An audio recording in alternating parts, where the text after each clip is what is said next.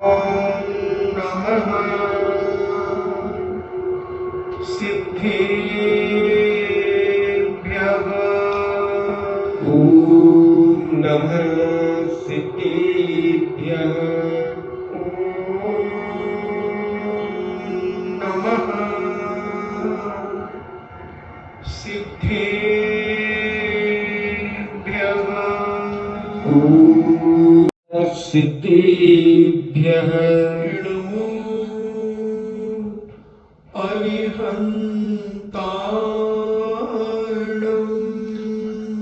नमो अरिहन्ताय।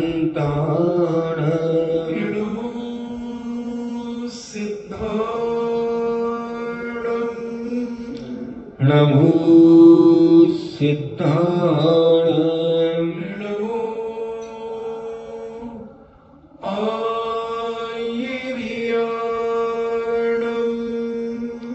नमो आयर्याणं। नमो उवज्झायाणं।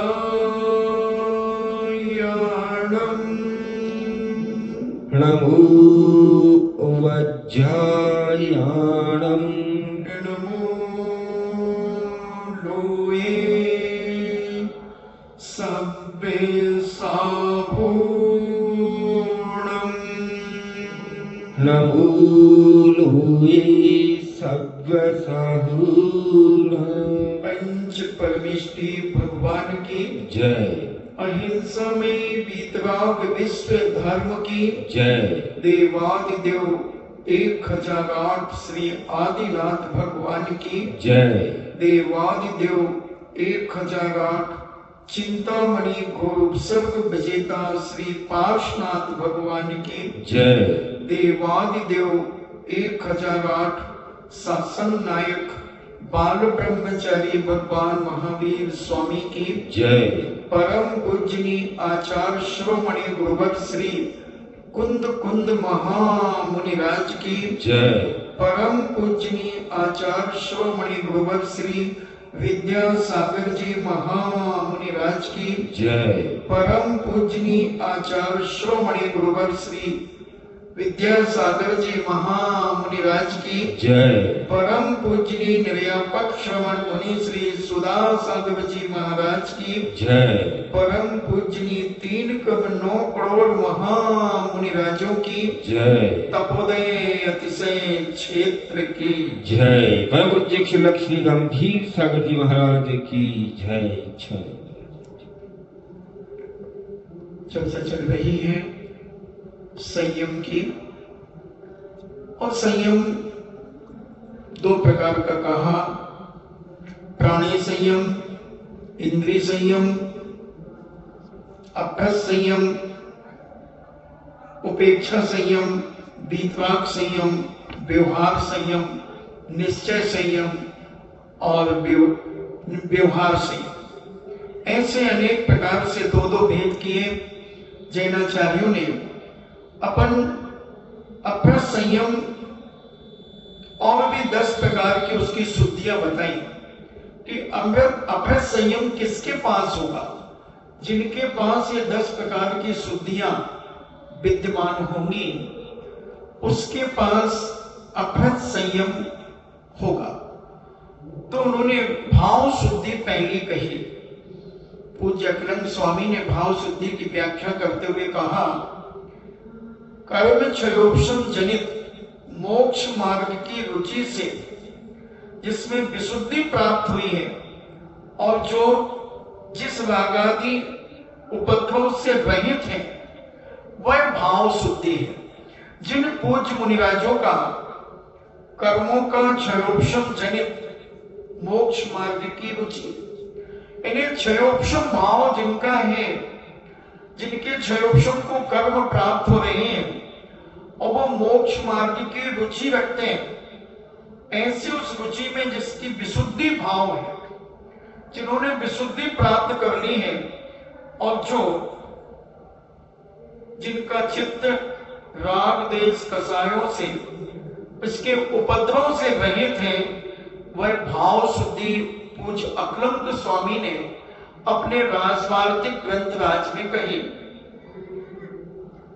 आचार सार में कहते हैं पूज्यवर कि जो बुद्धि सदा प्रमाद से रहित हो, इन्हें जिन पूज्य मुनिराजों की बुद्धि प्रमाद यानी आलस से रहित हो, वाचना आदि स्वाध्याय में लीन रहते हो, इन्हें जो मुनिराज हमेशा स्वाध्याय में लीन रहते हो, अधिक शंका आदि सम्यक दर्शन के अतिचारों से रहित हो और मार्दव विनय आदि गुणों से सहित हो, वह भाव शुद्धि है। तो जिन मुनिराज की बुद्धि आलस और प्रमाद से रहित है और जो वाचना आदि स्वाध्याय करते रहते हैं, जो 5 प्रकार का स्वाध्याय हमने पहले बताया था, वाचना, प्रच्छना, आमनाय, अनुपेक्षा आदि जो करते हैं, तो ऐसे 5 प्रकार के स्वाध्याय में लीन रहते हैं। कभी जिज्ञासा उत्पन्न कर रहे हैं, उनका समाधान ढूंढ रहे हैं, कभी स्वयं पढ़ रहे हैं, वाचना कर रहे हैं, कभी दूसरों की जिज्ञासाओं का समाधान दे रहे हैं, धर्मोपदेश दे रहे हैं, केवल अपने धर्म के अलावा इधर उधर की बातों से जो सदा दूर रहते हैं ऐसे, और जो शंकादि सम्यक दर्शन के आदि जो दोष हैं, अतिचार हैं, उनसे जो रहित होते हैं और जिन्हें मार्दव विनय आदि गुणों से जो सहित हैं, वह भाव शुद्धि पूज्य आचार सार में इंद्रनंदी महाराज ने कही। कर्मों की क्षयोक्षम होने के कारण जो मोक्ष मार्ग में रुचि व श्रद्धा होती है, और उस श्रद्धा के कारण जो आत्मा में प्रसन्नता और स्वच्छता, निर्मलता होती है, जो कि रागद्वेष आदि रागद्वेष आदि सब उपद्रवों से रहित होते हैं, उनको भाव शुद्धि कहते हैं। ऐसे चारित्र सार में पूज्य चामंड राय मुनिराज अपने चारित्र सार ग्रंथ में कहते हैं। और धवला ग्रंथ राज में क्या कहते हैं पूज्य वीरसेन स्वामी आदि? राग देश, अहंकार, आर्त और बौद्ध ध्यान से रहित, 5 महाव्रतों से युक्त, 3 गुप्तियों से रक्षित तथा ज्ञान, दर्शन व चारित्र आदि आचार से वृद्धि को प्राप्त जो भिक्षु हैं, यानी जो मुनिराज हैं, वे भाव शुद्धि उनके होती है। कुल मिला के अपन थोड़े रूप में ये समझें कि जिनको अहंकार नहीं होता, राग द्वेष कसाई नहीं होती हैं और अपने व्रतों का निर्दोष पालन करते हैं और किसी भी प्रकार के यहाँ वहां के उपद्रव में नहीं पड़ते, इसको लड़ाना, उसको भिड़ाना, इधर उधर की बातों से सदा दूर रहते हैं, राग द्वेष कसायों से सदा दूर रहते हैं, वह भाव शुद्धि कहलाती है। इन्हें अंतरंग परिणामों में द्वेष भाव नहीं होना, राग भाव नहीं होना, कसाय नहीं होना और आत्म ध्यान, भाव ध्यान नहीं होना, ऐसी और अपने 5 महाव्रत 3 गुप्तियों में आचरण करना, यह भाव शुद्धि पूज्य धवला की 9वीं पुस्तक में कही गई है। अब वो किसी ने कोई आता कि महाराज ऐसी भाव शुद्धि के पालन करने से क्या फायदा होता है, तो वो कहते हैं जिस प्रकार एक दीवार होती है और उस दीवार को शुद्ध होने से उस पे बनाया हुआ चित्र साफ सुथरा दिखता है। अगर एक बिल्कुल साफ दीवार है सफेद और उसमें किसी ने पेंटिंग कर दी या किसी एक सफेद चादर के ऊपर पेंटिंग कर दी, कोई चित्र बना दिया, तो वह चित्र बहुत अलग से प्रकाशित होता। अपन देखें ये पीलेपन का ये आपका थर्माकोल है, इसमें व्हाइट देखो कितना अच्छा लग रहा है। अब इस व्हाइट में अगर कोई डिजाइन बना कलर कर दिया जाए तो वो और उभर के आ जाए। ऐसा कुछ उदाहरण देकर के चारित्र सार में समझा रहे हैं कि प्रकाशित होता है सफेद दीवार के ऊपर जब कोई चित्र बनाते हैं शुद्ध दीवार पर, तो वो प्रकाशित होता है। उसी प्रकार भाव शुद्धि होने से ही आचार और चारित्र प्रकाशित होता है, क्योंकि जब हमारे अंदर के परिणाम भी शुद्ध होंगे तो हमारे अंदर अपने आप हमारी बाहर की क्रिया भी बिल्कुल निर्दोष होगी, सबसे बड़े अंदर के भावों की बात होती है। भावों की शुद्धि से ही बाहर की विशुद्धि और दिखती है। इसलिए अंदर की शुद्धि बहुत जरूरी है, भाव शुद्धि का पालन करना। तो इस भाव शुद्धि के रहते हुए आचार उस तरह अत्यंत वृद्धि को प्राप्त होता है जिस तरह अच्छी भूमि में बोया हुआ अच्छे बीजों का अनाज, अच्छा बीज और अच्छी भूमि में बो दिया जाए तो बताते पहले एक गेहूं से 72 दाने आते थे। एक गेहूं से 72 दाने पैदा होते थे पहले। ऐसी अच्छी भूमि होती थी, काली मिट्टी होती थी, जहां कंकड़ पत्थर जिस भूमि में नहीं होते थे, नीचे भी चट्टाने नहीं होती थी। तो ऐसे पुराने बुजुर्ग कहते हैं कि एक गेहूं से 72 दाने, इसका एक दोहा बनाया किसानों ने, तो 72 सींग ऐसे कुछ कहते थे। तो इतना भूमि अच्छी होना चाहिए। तो जब अंदर के भाव अच्छे होंगे तो बाहर की क्रिया अपने आप व्यवस्थित और अच्छे ढंग से होगी। भाव शुद्धि के होने पर आचार इस प्रकार चमक उठता है जैसे स्वच्छ दीवार पर अलेखित चित्र, बिल्कुल साफ सुथरी दीवार पर कोई चित्र बना दे उभर जाता है, ऐसे ही भाव शुद्धि। अब काय शुद्धि समस्त आवरण और आभूषण से रहित शरीर, संस्कार से शून्य, यथाजात मल को धारण करने वाली, अंग विकार से रहित और सर्वत्र यत्नाचार पूर्वक प्रवृत्ति को काय शुद्धि कहते हैं। अब ये तुम्हारी काय शुद्धि नहीं बता रहे हैं श्रावकों की, ये मुनिराज की काय शुद्धि बता रहे हैं कि मुनिराज की कैसी काय शुद्धि होती है जो अभ्रत संयम पालन करते हैं। समस्त आचरण, समस्त आवरण मतलब उनके शरीर के ऊपर कोई आवरण नहीं होगा और कोई आभूषण नहीं होगा। इन सारे शरीर संस्कारों से शून्य होंगे और यथाजात रूप होगा। बिल्कुल एक यथाजात का मतलब जैसे छोटे बच्चे का रूप होता है, एक जन्म का बालक होता है, कितना सहज होता है, ऐसा सहज रूप होगा। मन को धारण करने वाला और शरीर के प्रति कोई ममत्व भाव नहीं होगा। धूल मिट्टी लगी है, मन लगा हुआ है तो लगा हुआ है। अंग विकार से रहित और उनके एड़ी से लेकर चोटी तक जितने भी अंग उपांग हैं उनमें किसी प्रकार का विकार भाव नहीं होगा, यानी आर्टिफिशियल कोई क्रिया नहीं होगी, किसी को प्रभावित करने की कोई क्रिया नहीं होगी, किसी को आकर्षण करने की कोई क्रिया नहीं होगी। अंग आंखों में आंखें चलाना, हाथ चलाना, हाथ पैर चलाना आदि आदि एक्शन करना, मुंह से बनाना, ये आप लोग सब करते हैं, आपको पता है। किसी को इशारे करना, ये सारे इन विकारों से रहित होंगे और सर्वत्र यत्नाचार पूर्वक अपनी प्रवृत्ति को काय शुद्धि, ऐसे अक्लंद स्वामी ने यह बात कही।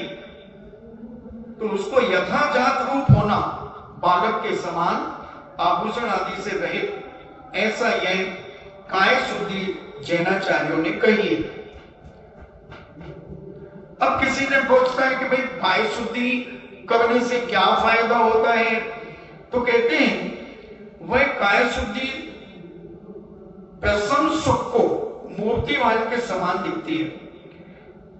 प्रसन्न जिसका काय शुद्ध होता है, कोई आभूषण आदि आकर्षित नहीं होते, अपने भगवान देखो कितने आनंददायी है, सुख का उनको देख करके अंदर से अल्लाह जागता है।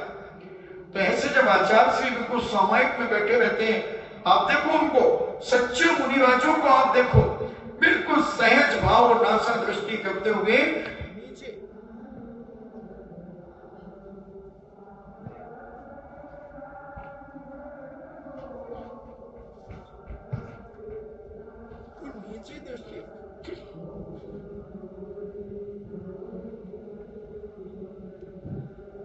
नीचे दृष्टि करते हुए और यहां वहां मटकते हुए नहीं चलना, न आहार चर्या में मटकना, न किसी भी क्रिया में मटकना, बिल्कुल सहज 4 हाथ जमीन देख करके नासा दृष्टि करके जो मुनिराज आदि चलते हैं उनके लिए प्रसन्न और बड़े प्रसन्न मुद्रा में सुख को मूर्तिवान के समान दिखती है।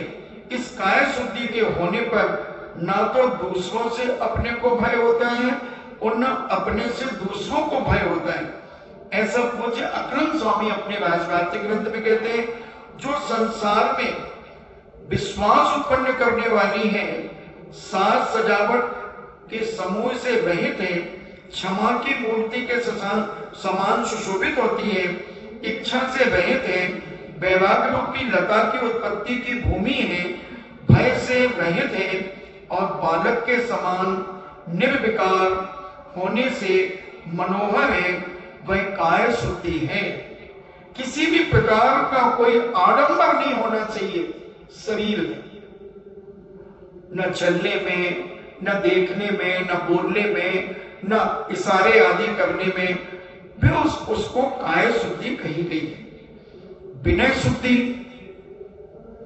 अर्हंत आदि 5 परमेश्वरों की यथा योग पूजा और विनय करना, ज्ञान आदि की विधि और भक्ति पूर्वक सब कार्यों में सब जगह गुरु के अनुकूल प्रवृत्ति करना। विनय शुद्धि कह रहे हैं कि गुरु की आज्ञा के बिना कोई भी कार्य नहीं करना, बहुत विनय पूजा के साथ, विनय श्रद्धा के साथ प्रश्न, स्वाध्याय, वाचना और कथा कहना आदि कार्यों के कहने में कुशलता रखना, देश का ज्ञान होना। देखो विनय शुद्धि, देश किस देश में गए हो, वहां का कैसा वातावरण है, उस देश का ज्ञान होना, समय का ज्ञान होना, कौन सा समय चल रहा है, अभी कोरोना का समय चल रहा है, तो किस प्रकार से हमें उपदेश देना, कैसे अपने जीवन में अपनी जिंदगी का जीवन का पालन करना आदि, समय का ज्ञान, भाव के ज्ञान में निपुणता रखना तथा सदा आचार्य की आज्ञा अनुसार चलना, हमेशा आचार्य की आज्ञा के अनुसार चलना, या संघ का जो नायक है उनकी आज्ञा के अनुसार चलना, ये विनय शुद्धि है। कुल आदि 8 मदों से रहित हो, समीचीन गुणों के धारण, पुरुषों के समान नविभूत होना, उन्हें नमस्कार करना विनय शुद्धि है। दृष्टि, इन्हें कीर्ति, आदर आदि लौकिक फलों की इच्छा छोड़कर सधार्मिक जन, गुरुजन इत्यादि का विनय करना विनय शुद्धि है। इन्हें अपने से बड़ों का जो तप में बड़े हैं, ज्ञान में बड़े हैं, चारित्र में बड़े हैं, दर्शन में बड़े हैं, उपवास आदि में बड़े हैं, ऐसे ज्ञान विनय, उनकी विनय आदि करना, ये सब विनय शुद्धि के अंतर्गत आती है। और इसके पालने से, विनय करने से बहुत इज्जत मिलती है। अपन लौकिक में भी देखते हैं, कोई व्यक्ति जब विनय करता है तो अपन घर में भी चर्चा करते हैं, भाई बहुत विनयशील है, देखो कितने सज्जन हैं। तो ऐसे मुनिराजों के लिए भी सर्व संपदाओं का मूल विनय है। इन्हें जितनी भी दुनिया में कोई चीज हो, सब दुनिया की चीजों में विनय ही सबसे बड़ा मूल है। अगर विनय नहीं है आपके पास, आप सब कुछ हैं, तो आपकी इज्जत कहीं नहीं होगी। इसलिए विनयशील व्यक्ति ही सब जगह इज्जत पाता है। यह विनय शुद्धि ही मानव का भूषण है और आत्मा को संसार समुद्र से पार उतारने में नौका के समान है विनय। ये पूज्य अक्रांत स्वामी कहते हैं, यह विनय शुद्धि मनुष्य के समस्त गुण रूपी लक्ष्मी का आभूषण है तथा प्राणियों को इसके सिवाय इस लोक में और परलोक में दूसरा कोई सुखदायक कारण नहीं है।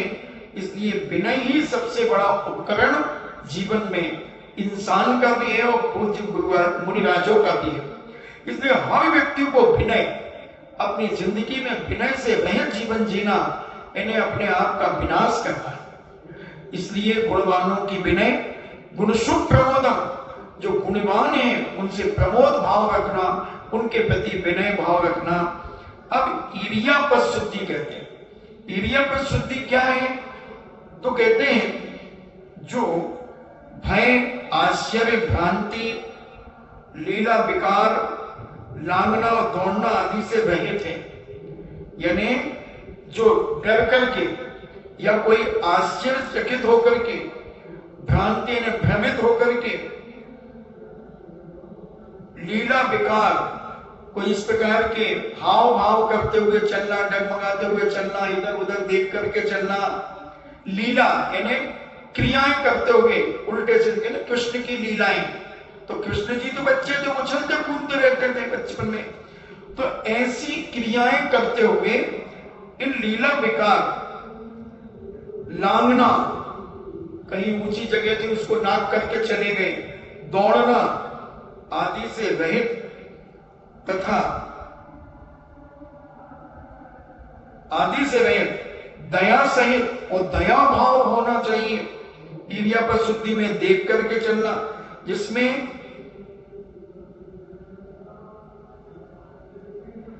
अब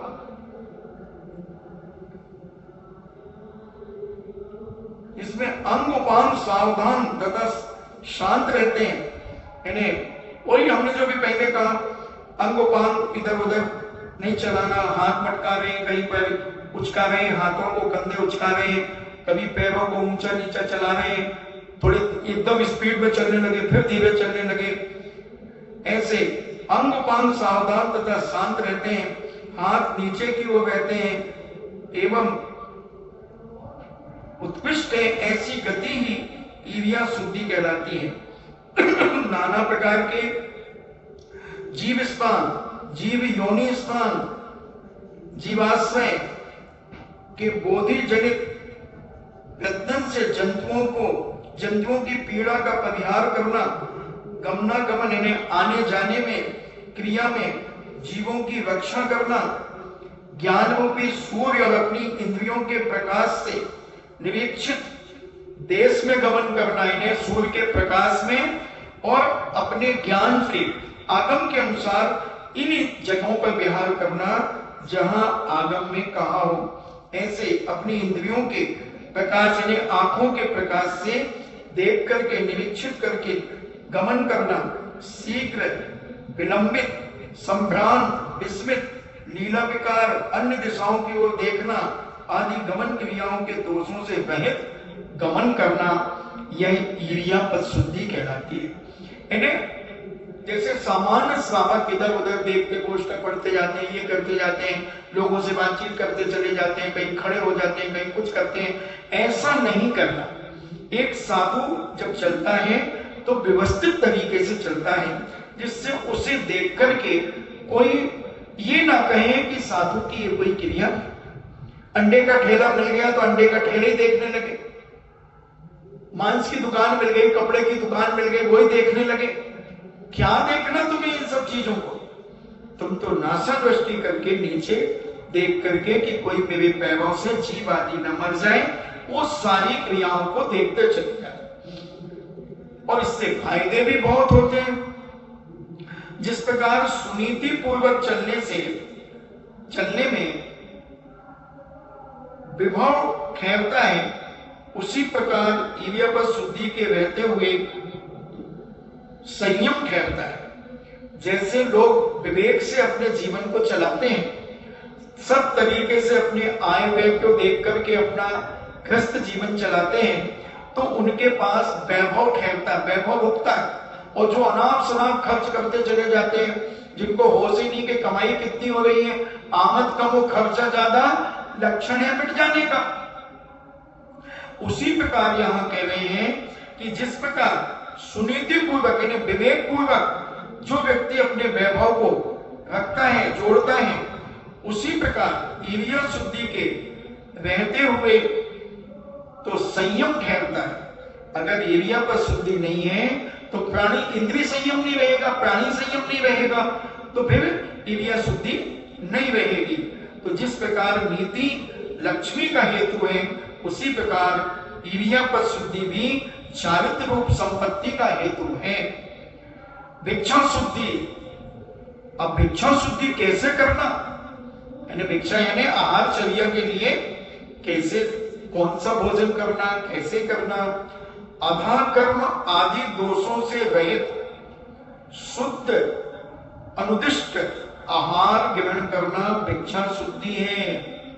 अधा कर्म यानी भोजन बनवाया हो, इशारा कर दिया हो, ये बना लेना मेरे लिए, वो कर लेना आदि, ये उद्दिष्ट भी हो गया और अधा कर्म हो गया। सामने गरम गरम बनवाना, सारी क्रियाएं सामने होती रही और वहीं साधु आहार करता रहे, ये सब अधा कर्म कहलाता है। और अनुदिष्ट आहार ग्रहण करना, अपने नामत्वत कार्य अनुमोदना से किसी के मार्फत तरीके से, कोई इशारे से बनवा लेना भोजन, या तरीके से बता देना कुछ भी, खाना हम पहले ये खाते थे, हम वो खाते थे, हम ये करते थे, दुनिया इस पर इंटेंशन क्या हो कि ये हमें ऐसा बना के ला दे, तो वो अनुदिष्ट, ये भिक्षा शुद्धि यानी उद्दिष्ट नहीं करना, अनुदिष्ट करना, ऐसा आहार ग्रहण करना भिक्षा शुद्धि है। भिक्षा को जाते समय दोनों ओर दृष्टि रखना, स्व अंग देश का पूर्वापर परिमार्जन करना और अपने शरीर का परिमार्जन इस पिछी के माध्यम से करना। स्व अंग अपने शरीर का, स्व अंग देश का पूर्वापर परिमार्जन करना। आचार शास्त्र में कथित देश काल प्रकृति आदि की प्रतिपत्ति में कुशलता होना, कैसा माहौल चल रहा है, कौन सा मौसम है आदि सारी चीजें देख करके आहारचर्या करना। इससे क्या लाभ होगा, इससे क्या लाभ हो जाएगा, लाभ अलाभ, मान अपमान में समान मनोवृत्ति रखना। आहार नहीं मिला तो भी क्रोधित नहीं होना, मिल गया तो प्रसन्न नहीं होना, कहीं मान हो जाए और अपमान, इन सब में समान भाव रखना।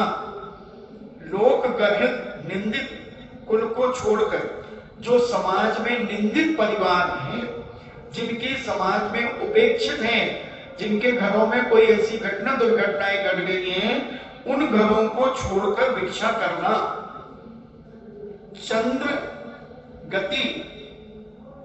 चंद्र गति के समान हीन अधिक घरों की मर्यादा होना। इसके दो तीन अर्थ निकलते हैं। एक चंद्राणी चर्या कही जाती है, जैसे चंद्रमा की कलाएं घटती और बढ़ती हैं, ऐसे ही साधु श्रावकों के यहाँ भोजन करने जाता है। कभी बड़े अमीर के यहाँ चला जाता है, कभी मध्यम अमीर के यहाँ चला जाता है, कभी कम अमीर के यहाँ चला जाता है। जैसे चंद्रमा घटती बढ़ती कलाएं रहती हैं, तो चंद्रमा की गति के समान हीन अधिक घरों में, कभी 5 घर छोड़ करके, कभी 10 घर छोड़ करके, कभी 2 घर छोड़ करके, ऐसे भी जा सकते हैं। अनेक प्रकार की मर्यादा लेते हैं होना। विशिष्ट विधान वाली दीन अनाथ दानशाला, विवाह यज्ञ, भोजनशाला आदि में भिक्षा के लिए नहीं जाना। विशिष्ट विधान वाली कोई ऐसी भोजनशाला चल रही है, कोई विशिष्ट कार्यक्रम चल रहा था, शादी विवाह चल रहा था, वहां पंगत चल रही थी, बफर चल रहा था, उसमें ही साधु चले गए और वहीं आहार कर लिया, नहीं। यज्ञ चल रहा था, भोजनशालाएं चल रही थी, नहीं आदि, वहां आहार भिक्षा आदि के लिए नहीं जाना। और दीन वृत्ति, ऐसे दीनता नहीं दिखाना, दीन वृत्ति का नहीं होना। काशुक आहार की गवेषणा में चित्त वृत्ति का होना, कि हमें कहीं अशुद्ध आहार तो नहीं दे रहे हैं, जीव सहित क्रिया आहार तो नहीं दे रहे हैं, इसका शोधन करना। आगम प्रणीत निर्दोष आहार से ही प्राण यात्रा सफल मानना चाहिए। निर्दोष आहार के माध्यम से ही अपने प्राणों का घात नहीं होगा, प्राण यात्रा सफल मानना आदि क्रियाएं भिक्षा शुद्धि कहलाती है। जो जितेंद्रिय मुनि तपस्चरण, योग और शरीर की स्थिति के लिए बेला तेला, पक्ष मास, 2 मास आदि के उपवास के बाद पारणा के लिए योग घर में जाकर कृत कार्य अनुमोदना आदि के समस्त दोषों से रहित शुद्ध आहार भिक्षा व्यक्ति से लेते हैं, वह भिक्षा शुद्धि है। भिक्षा शुद्धि है। मुनियों की आहार वृत्ति अनेक प्रकार से होती है। 5 प्रकार से बताई मुनिराजों की आहारचर्या। गोचर वृत्ति, अक्षमशण, उदराग्नि कश्मन वृत्ति, शोभू पूर्ण वृत्ति और भ्रामरी वृत्ति। तो गोचरी भी कहती, गोचरी। तो गोचर वृत्ति लीला वह सबसे पहले साधु की चर्या को कहा, ऐसी हरकतें करके मत चलो। चमकाना, पड़गाने वाले श्रावकों को चमकाते हुए चलना, चमकाना समझते ना है? हाँ, ऐसे खड़े होते होते रुक गए, फिर आगे चले गए, तो नहीं, ऐसे लीला कहलाती है, छल, धोखा। तो इससे रहित लीला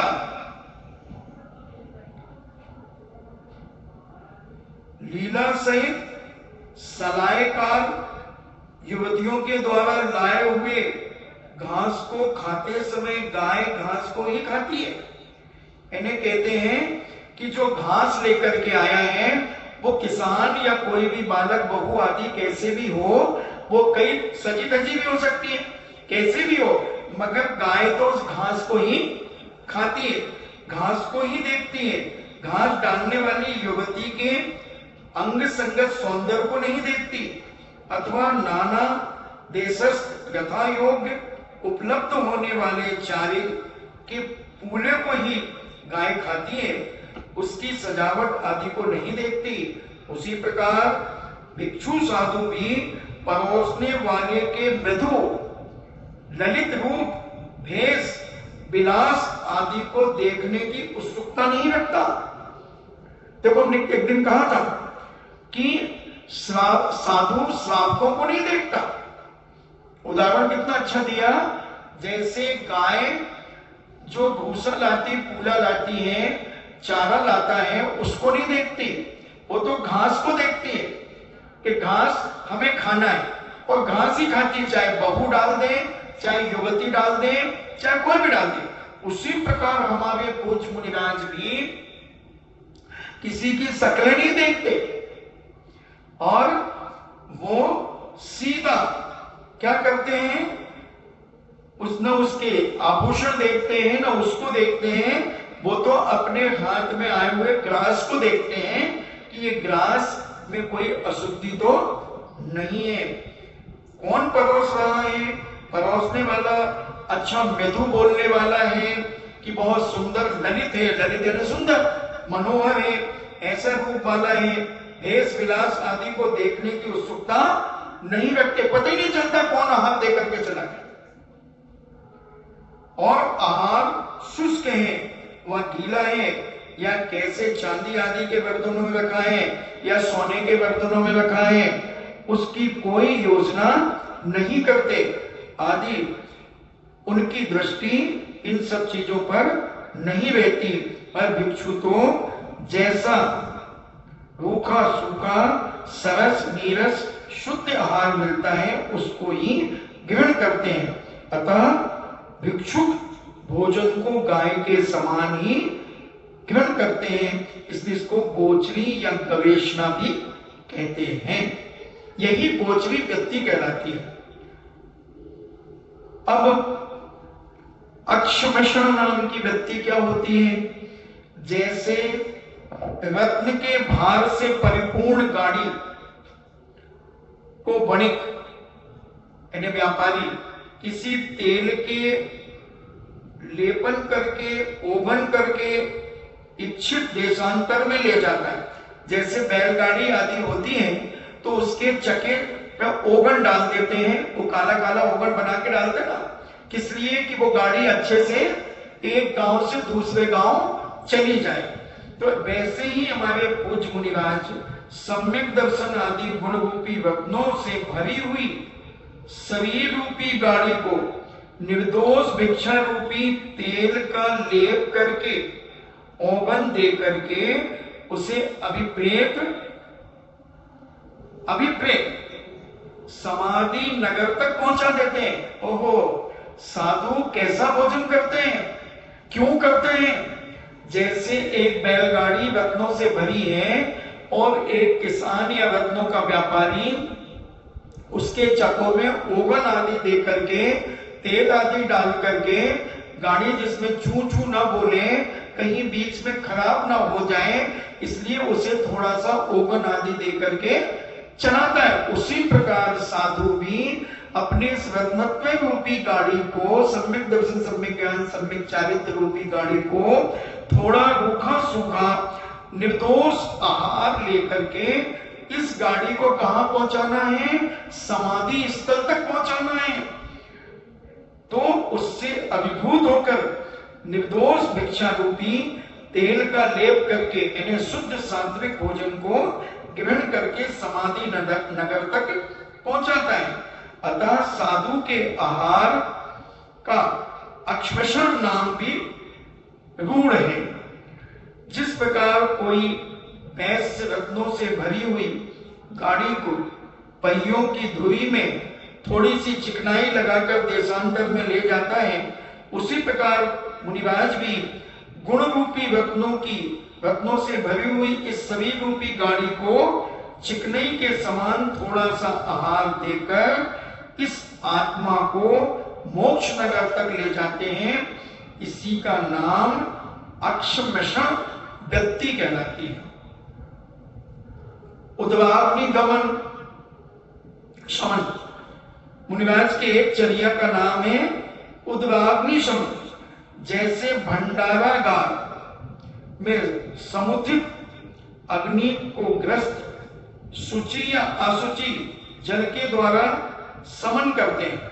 जैसे कोई की दुकान में, भंडार में आग लग गई, जैसे कोई का बहुत गोदाम में आग लग गई, तो वो कह रहे हैं जैसे भंडारागार में समुचित अग्नि को ग्रस्त शुचि या अशुचि जल के द्वारा उसे समन करते हैं। जैसे कहीं आग लग जाए गोदाम में, तो कोई शुद्ध जल नहीं चाहिए, बिस्लरी बोतल से बुझाओगे क्या उसे? जैसा मिला पानी वैसे पानी से खटाखट उसे बुझाने का प्रयास करेंगे। उसी प्रकार मुनिराज भी रूखा सूखा मृदु कठोर जैसा आहार मिलता है उसके द्वारा अपनी उदराग्नि यानी अपने उदर की यानी अपने पेट की अग्नि को समन करते हैं। अतः साधु की भिक्षा का नाम उदराग्नि प्रशमन भी है। जिस प्रकार कोई वैश्य रत्नादिक से भरे हुए भंडारागार में अग्नि के लग जाने पर उसकी ज्वाला बढ़ जाने पर शीघ्र शुद्ध व अशुद्ध पानी से बुझा देता है, उसी प्रकार मुनिराज भी अपने सम्यक दर्शन, सम्यक ज्ञान, सम्यक चारित्र रूपी रत्नों की गाड़ी, इन्हें शरीर की रक्षा करने के लिए, इन रत्नों की रक्षा करने के लिए अपने पेट में बढ़ी हुई क्षुधा यानी भूख, क्षुधा रूपी वन्नी को, इन्हें अग्नि को सरस या नीरस आहार लेकर शीघ्र ही बुझा देते हैं। ऐसे नहीं है कि चकाचक घी वाला चाहिए, डीबीसी जानते हो ना, दाल बाटी चूरमा, ये घी ऐसे टपक रहा है, लबूसा में घी टपक रहा है। कहीं पर लबूका, मैं तो बोलू ही नहीं, भूल जाऊं, लबूसा आ गया मैं। ऐसा चकर सब्जियों में तैर रहा है घी, नहीं, रूखा सूखा उबली हुई, उससे गड्ढे ही तो भरना है, कौन सा चमकना है। तो ऐसा ये उदराग्नि समन, इन्हें उदर की पेट की अग्नि का ही तो समन करना है। और किसको दिखाना है? कोई शरीर में बलट्ठम, शरीर में बल लाने के लिए ना, कोई बल लाने के लिए नहीं, वैयावत्यम स्वाध्यायम के लिए भोजन करता है ऐसा। और ब्राह्मणी व्यक्ति किसे कहते हैं? भ्रमर के समान दाता को किसी प्रकार का कष्ट पहुंचाए बिना। ये बहुत वजनदार वाली बात है। भ्रमर जैसे, भ्रमर होता ना, भौरा, वो फूल पे बैठता है और फूल पे बैठ करके उसका रस चूस लेता है और फूल को कोई कष्ट नहीं होता।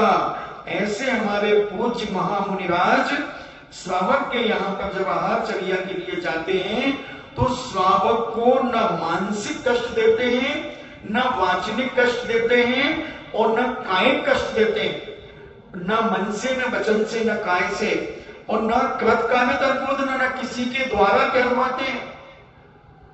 नहीं, ऐसी भ्रामरी व्यक्ति कहलाती है ये।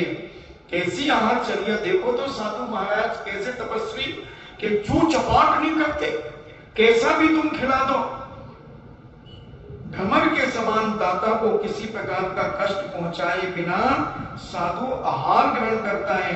अतः ऐसी भिक्षा व्यक्ति को भ्रामरी व्यक्ति कहते हैं। और ये कौन कह रहा है?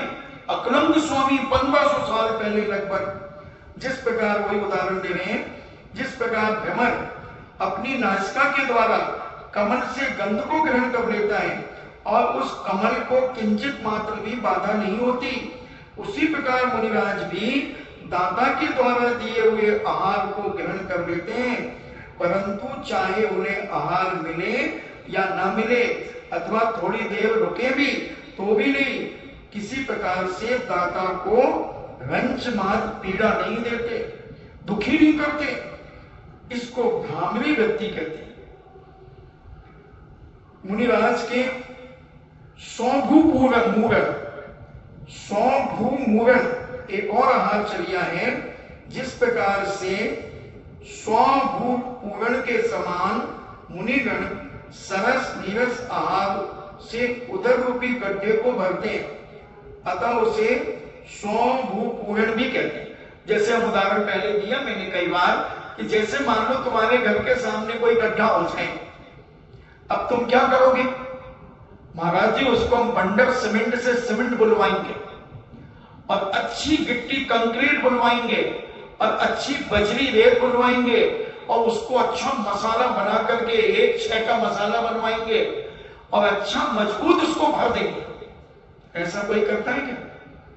बताओ कि इधर उधर का जैसे मिला मलमा, इधर उधर का मिला, इधर उधर की पत्थरों की कटिंग मिली, वो सब भरवा करके ऊपर से थोड़ा सा प्लेन करवा दिया। तो ऐसे ही हमारे पूज्य मुनिराज क्या करते हैं, भूपूरण नाम की जो व्यक्ति है, जिस प्रकार कोई गृहस्थ अपने घर के मध्य, देखो कोई आ गया जो हमने बहुत पहले उदाहरण दिया था, ये मूलाचार प्रदीप में, कि घर के मध्य के गड्ढे को किसी भी कूड़े करकट से भर देता है और उसके लिए अच्छी मिट्टी की तजवीज नहीं करता। उसी प्रकार मुनिराज भी अपने पेट के गड्ढे को जैसा कुछ मिला उसी अन्न से भर देते हैं और अपने मन को प्रसन्न करते हैं। मिष्ट मिले तो और अनिष्ट का मतलब उबला आदि मिले तो सादा सिंपल जैसा मिला वैसा ग्रहण करके वो बड़ी प्रसन्नता पूर्वक लौट के आ जाता। ये नहीं कहते कैसा बनाया, ऐसे कोई बनाया जाता है तो बिल्ली ना खाए, ऐसे अपशब्दों का प्रयोग भी कर देते हैं साधु संत। इसलिए हमारे आचार्यों ने इस चर्या को विशेष ध्यान दिया। और आहारचर्या के लिए कब जाते हैं? सूर्योदय के 72 मिनट के बाद हमारे पूज्य मुनिराज आहारचर्या को उठ सकते हैं। जैसे अभी मान लो 5:55 पर सूर्योदय होता है, 6 बजे मान लो, तो हम कितने बजे आहारचर्या को उठ सकते हैं? 72 मिनट जोड़ दो तो 7:12 पर कल आहार को उठ सकते हैं। उठ जाए मगर पानी भी ना मिले हैं, ज्यादा हो तो पानी मिल जाए वो उठ सकते हैं, ऐसा जैनाचार्यों का कथन है। 3 घड़ी बाद और सूर्यास्त के भी 3 घड़ी बाद भी उठ सकते हैं। यानी उसके पहले पहले अगर मान लो सुबह नहीं उठे किसी कारण से तो सामायिक के बाद उठ सकते हैं। और कब तक? 72 मिनट पहले सूर्य अस्त जैसे 6:42 पर होता है। अभी 6:42 पर सूर्यास्त होता है तो उसके 72 मिनट पहले, तो 42 तो 5:30 बजे के पहले आहार करके पूज्य मुनिराज अपने स्थान पर आ जाएंगे। अभी आज की डेट में अब सूर्योदय लेट होगा और सूर्योदय जल्दी होगा। अब धीरे धीरे सूर्योदय और जल्दी होगा और सूर्य अस्त भी देर से होगा, क्योंकि गर्मी में वो कहते हैं ना 22 जून कौन सा एक सबसे बड़ा दिन होता है। हमारे तिलोर पंडित में आया कि 18 घंटे 36 मिनट का दिन होता है और 9 घंटे 24 मिनट की रात होती है, जो सबसे बड़ा दिन होता है। और ठंड में उल्टा हो जाता है। तो ये सूर्य के हिसाब से चलती है। तुम्हारी लौकिक घड़ियां तो बनाई गई हैं, हम लोगों की जो चर्या है वो सूर्योदय और सूर्यास्त से चलती है।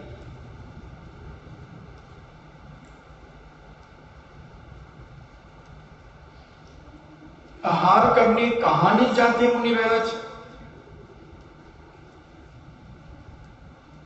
जो श्रावक शुकुल श्रावक के यहां आहार करने जाते हैं, जो शुकुल होता है, कुलवान होता है, जिसकी चर्या में, जिसके कुल में कोई दोष नहीं होता है। बहुत सारे नाम दिए उन्होंने, नाई, धोबी आदि, शूद्र, सूना, चक्की, चूल्हा आदि तथा मदिरा बनाने वालों को घर छोड़ देना चाहिए, प्रसूतिका का ग्रह छोड़ देना चाहिए, भाट तथा गाने बजाने नाचने से आजीविका करने वालों को घर छोड़ देना चाहिए। इस प्रकार प्याऊ, वेश्या, अनाथ, अवृति और अभक्त का घर छोड़ देना चाहिए। जिस घर में कोई मना करे, विवाह आदि मंगल कार्य चल रहे हो, वहां नहीं जाना चाहिए। लोक निंदित, जो घर लोक निंदित हो, समाज में जो निंदित हो, ऐसे परिवारों में आहार आदि नहीं करना चाहिए। यज्ञ संबंधी भोजनशालाएं आदि जहां चल रही वहां नहीं जाना चाहिए। कृपण का घर, कंजूस के घर नहीं जाना चाहिए। देखो ये लिखा इसमें, आचार सार में इंद्रनंदी महाराज ने लगभग 1000 साल पहले कंजूस के यहाँ नहीं जाना चाहिए। कृपण का घर, जिस घर में मृत्यु हुई हो वहां नहीं जाना चाहिए।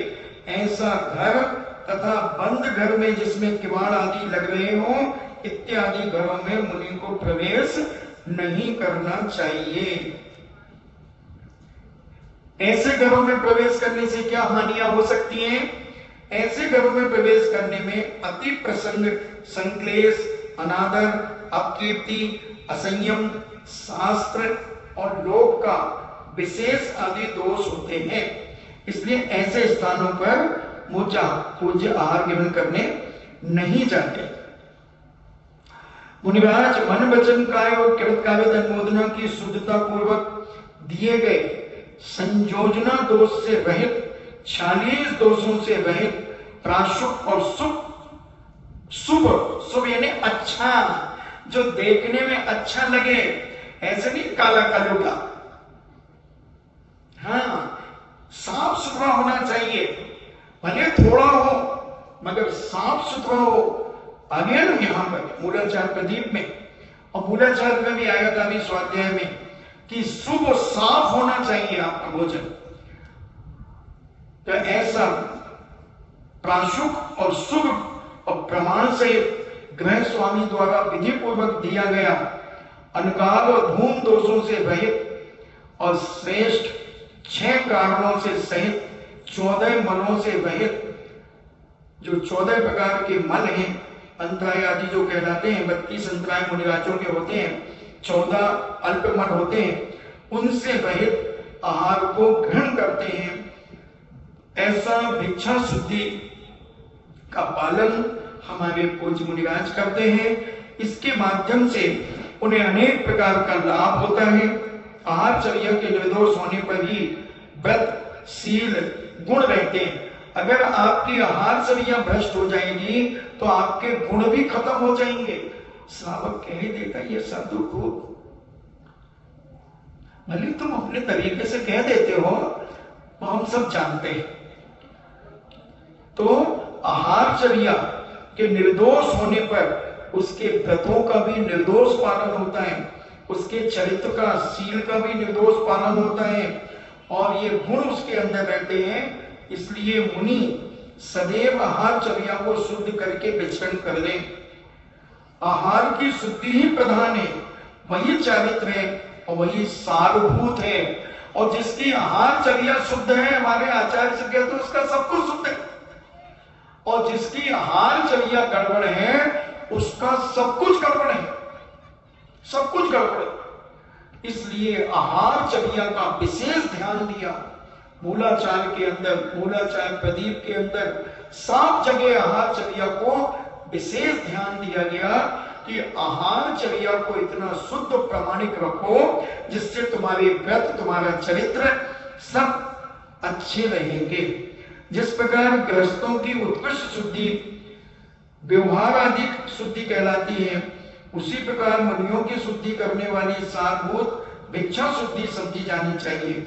भोजन शुद्धि समस्त धर्मों की खान है, समस्त धर्मों की खान सारभूत है, चारित्र की जड़ है और गुणों की खान है।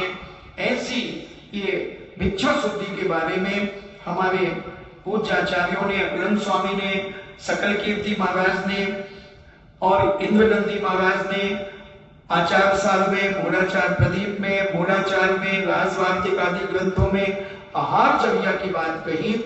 अब प्रतिष्ठापन शुद्धि, प्रतिष्ठापन शुद्धि में तत्पर साधु नख, रोम, नाक का मल, थूक, वीर, मूलमत, मलमूत्र, देह के परित्याग में देश काल को जानकर जंतुओं की बाधा का परिहार करके प्रवृत्ति करता है। कि पूज्य मुनिराज क्या करते हैं, राजवार्तिक काल कहते हैं प्रतिष्ठापन शुद्धि। साधु नख, ये नाखून, रोम, नाक का मल, थूक, वीर, मल मूत्र और देह के परित्याग में देश काल को जानकर जंतुओं का बाधा का परिहार करके, कि हमें जैसे नाक साफ करना है, मल मूत्र आदि का विसर्जन करना है, थूकना आदि है, तो वहां कोई जीवों को बाधा ना हो जाए, इसलिए पीछे से परिमार्जन करते हैं उस जगह को और फिर वहां पर हम थूकते आदि हैं, मल का विसर्जन आदि करते हैं। ऐसा अब आजकल तो साधु सेप्टिक टैंकों में जाने लगे, अब कहां पीछे लगाएंगे वो बताओ। अब हम तो जहां जाएंगे तो वहां पिछी लगा करके वहां के जीव जंतुओं को हटा देंगे। अब जो सेप्टिक टैंकों में, क्या सेप्टिक टैंक क्या बोलते है ना, फ्लैश क्या सेप्टिक टैंक में बताओ, इतने ऊपर से मल पटकेंगे, पट पट, असंख्यात जीव तो पहले ही से भरे उसमें, कितने श्रावक जा चुके उसमें, और वो मल में असंख्यात जीव। आप देखते जब आपके मोहल्ले का कभी सेप्टिक टैंक साफ होता है तो कितनी गंदगी। अब तो चलो मशीनों से साफ होने लगा, पहले तो बताते ऐसे निकालते थे तो आदमी कपड़ा लगा के निकलता था, पहले ही से कोरोना उधर हो जाता था, अब ही लगा लिया, तो ऐसे लगा करके निकलते थे, तो उसकी कितनी गंदगी और कितने जीव बिलबिला रहे हैं। अब उसमें साधु त्यागी विधि भी मन विसर्जन करें, कहां भी प्रतिष्ठापन शुद्धि, कहां बिछी लगाएंगे वो बताओ तो जरा। और आज कितने साधु सेप्टिक टैंकों में जाने लगे, कितनी त्यागी विधि वंचाणियां जाने लगी। नहीं, ये बहुत गलत है। तो एक प्रतिष्ठापन शुद्धि, इनसे जब थूकने के लिए भी कह रहे हैं तो सारी चीजों पर विचार करना चाहिए। यदि नख डालने हो तो उनका चूर्ण करके, यदि केस डालने हो तो उनको एक एक बिखरा कर डालें। अगर ये नाखून काटे हैं इसलिए मुनिराज तो पत्थर पर घिस लेते हैं, और अगर जिसने काटे हैं तो उनको कूटना चाहिए, उनको मसल दे, चूड़ा बना देना चाहिए। कारण क्योंकि ये नाखून आदि अगर चिड़िया खा लेगी तो उसके गले में फंस जाएंगे और वो बेचारी मर जाएगी। या तो मिट्टी में गड़ा दो, 4-6 इंच मिट्टी खोद करके ये नाखून वहां नीचे गड़ा करके मिट्टी डाल दो। हर चीज को देखो तो जैन दर्शन की सूक्ष्मता तो देखो, कितनी सूक्ष्मता है। और ये आचार साल में इंद्र नदी महाराज कह रहे हैं, नख डालने हो तो उसका चूर्ण करके, यदि ये केशरंज अगर तुमने किए हैं तो इनको एक एक बिखरा करके डाले। यदि थूक या नाक का मल छोड़ना हो तो उसे थोड़ा थोड़ा कर छोड़े और किसी दीवार आदि पर उसका लेप न करें। कई लोग और दीवार में हाथ ऐसे कर लेते हैं, दीवार में ही लगा देते हैं। करते कि नहीं? तुम लोग तो जरूर करते। अरे अभी करते, अभी तो फिर और खोस लिया रुमाल, सूख ली। कहीं ना कहीं से तो फंसोगे, तुम इधर से बचोगे तो यहां से पकड़ लेंगे। जब जुकाम आदि हो जाता है तो बोलो, बड़े बड़े सेठ, करोड़पति, अरबपति रुमाल निकाला और जेब में रख लिया। अरे जे नहीं के उठ करके नाक साफ करके आ जाए, मगर वही करेंगे, वही करेंगे और फिर जेब में रख लेंगे। तो ये गंदा रहेगा। और फिर ज्यादा हुआ और हाथ में लगा रहा तो फिर उसी को मसल के फिर जेब में रख लेंगे, फिर थोड़ी देर में निकालेंगे और फिर कर लेंगे। और फिर ज्यादा हुआ तो उधर पर्दे से पहुंच देंगे, दीवार में लगा देंगे। तो करते तो हो जब तो हमारे आचार्यों ने लिखा है। तुम अगर डाल डाल चलते हो तो हमारे आचार्य 5-5 चलते हैं। तो ऐसे आगे पीछे ऊपर नीचे और आजू बाजू को अच्छी तरह देखकर मूत्र भ्रष्टा और भवन को मौन पूर्वक पहले करे हुए स्थान पर छोड़ना चाहिए। देख लो पहले उस स्थान को कि कहां पर हमने लघु शंका कहां करना चाहिए। जंतु तो नहीं है, चींटियां तो नहीं है, कोई सूक्ष्म जीव नहीं है। फिर पीछे से परिमार्जन करो और फिर लघु शंका करो। अब तुम्हारी तो तुम चलो। तो ऐसे और मौन पूर्वक ये सब चीजें मौन पूर्वक करना चाहिए। पश्चात ईंट आदि के चूर्ण से शुद्धि का प्राशुक अथवा गर्म जल आदि से हाथ पैर की शुद्धि कर लेना चाहिए। अब कह ही नहीं, हमारी बात तो सुन ही लो। अब तुम क्या करते हो सेप्टिक टैंक में? वो एक साबुन की बट्टी रखी रहती है और वो अभी पापा जी गए थे ना अभी पुटी, तो पापा जी ने अपने हाथों को उसी साबुन से साफ किया और उन्हें अपने लैट्रिन के कण साबुन में छोड़ दिए। अब मम्मी जी गई तो मम्मी जी उनके लैट्रिन के कणों से मले आई। बेटा जी गए तो बेटा जी और मम्मी की लैट्रिन से सफाया। एक दूसरे की लैट्रिन चलती गई और वो बट्टी रखी है। कितना मतलब जब हमारे यहाँ लिक्विड आ गया, लिक्विड, हाँ वो सब मुझे पता है क्योंकि मेरे एक आंख और एक कान सारे भारत में घूमता है। सबसे अच्छा है आप लोग भी रीठा का प्रयोग करें। रीठा अपना अच्छा बारीक कपड़े से छान करके रख लें, आपके सेप्टिक टैंक में भी कोई परेशानी नहीं होगी। और रीठा, थोड़ा सा रीठा, बिल्कुल इतना सा लिया जाता है और उसको रीठे को ले और पानी से हाथ साफ करना शुरू करें। ऐसा झाग निकलता है जैसे आपने साबुन से धोए हो हाथ। ये रीठा होता है ना, जिससे सुनार लोग अपने आभूषण साफ करते हैं, ऐसा गोल गोल होता है आंवले के बराबर। तो इसको अच्छा सुखा ले, छत में अच्छी तेज धूप में उसको फोड़ करके अच्छा सुखा ले, जीव जंतु से रहित कर ले और अच्छा बारीक पीस ले, बिल्कुल बारीक पीस ले, कपड़े से छान ले और इसका प्रयोग करें तो आप बहुत सारे पापों से बच जाओगे। अब बोलो, लैट्रिन की एक बट्टी रखी रहती ना साबुन की और सारे लोग उसी से हाथ साफ करते चले जाते। चर्बी अलग होती है उसमें, सुअर की चर्बी, तो वो मांस लपेट करके आप आ गए और कह रहे मैं तो हाथ धो करके आ गया और चौके में चले गए, भोजन कर लिया, आपने खुद खा लिया उन चर्बी के हाथों से।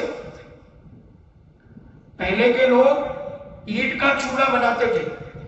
ईंट को, या पानी होती थी, पानी लाते थे भट्टियों से और उन भट्टियों से पत्थर का कोयला जलता था तो उससे वो छान करके और उससे हाथ साफ करते थे और बर्तन भी साफ करते थे। या कंडे की बाड़ी होती थी या कोयले की बाड़ी होती थी। अब तो वो बहुत कम मिलती है। तो ये सबसे बढ़िया है रीठा। रीठा होता है ना, उसको पीस लो आप अच्छा सुखा करके धूप में, और छोटे छोटे पीस करके और उसको सारे जीवों से रहित करके और पीस लो। कहीं कह रहे थे भाई?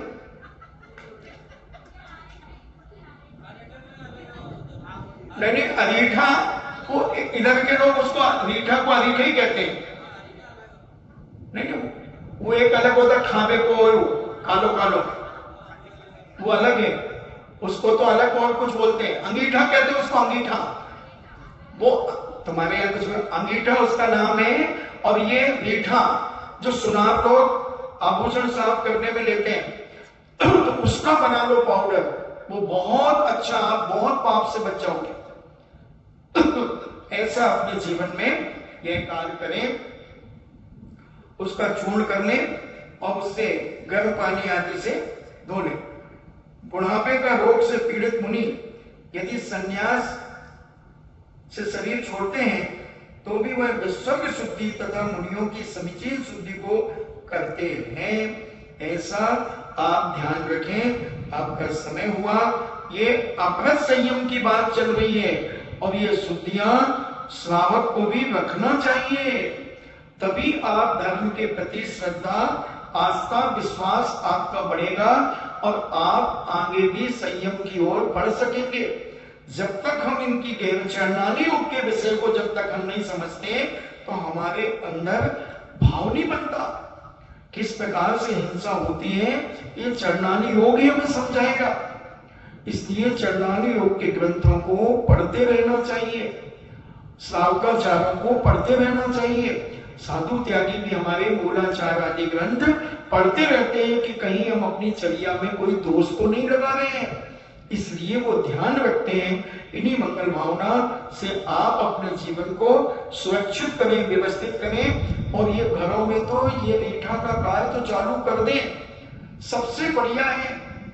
बहुत बड़े पाप से बच जाओगे और एक दूसरे की गंदगी आप अपने हाथों में लपेटने से बच जाओगे और चर्बी से बच जाओगे, हिंसा से बच जाओगे, शुद्धता। और ऐसे हाथ चकाचक साफ होते हैं। अब तुम्हें लगे बेसन से करोगे तो तुम्हारे सेप्टिक टैंक में जमा होगा बेसन, तो तुम्हें विकल्प हो जाएगा। और ये झाग बनता है, इसका तो कुछ जमा होने का सवाल ही नहीं है और बहुत जल्दी साफ हो जाता है। थोड़ा सा हाथों को यूं करो और पानी डाल दो और बस। अगर थोड़ा गुनगुना पानी हुआ तो और जल्दी हो जाए। अभी तो गुनगुन ही मिलेगा महाराज जी, सेप्टिक टैंक को ऊपर टैंक रखे हुए हैं ना, अच्छा गुनगुना क्या, ताता ताता उबल तो मिले, उबल तो बकरी भाई बलबलो। इन्हीं मंगल भावना से चिन्वाणी स्तुति करें। बीरे हिमाचल तेने किसी गुरु गौतम के मुख कुंड डरी है।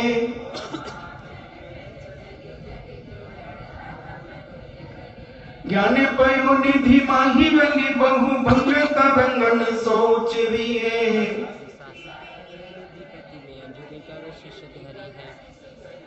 या जग मंदिर में अनिवार्य अज्ञाने अंधेरे छयो अति भारी।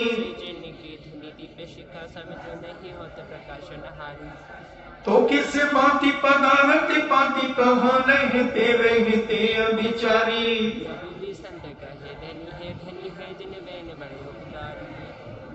जिनवाणी के ज्ञान से सोचे लोका लोग, सोवाणी मस्तक धरो सदा दे तुम धो।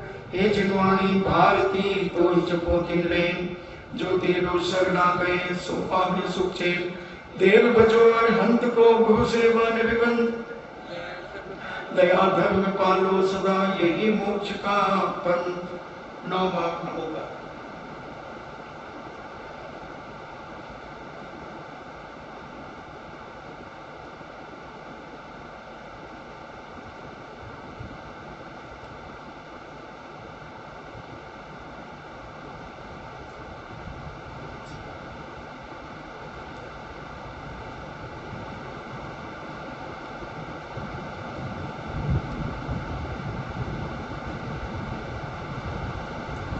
परम पूज्य द्वादशांग जिनवाणी माता के सुत देवता सुत देवता सुत देवता जैनम जेतु शासनम जैनम जेतु शासनम जैनम जेतु शासनम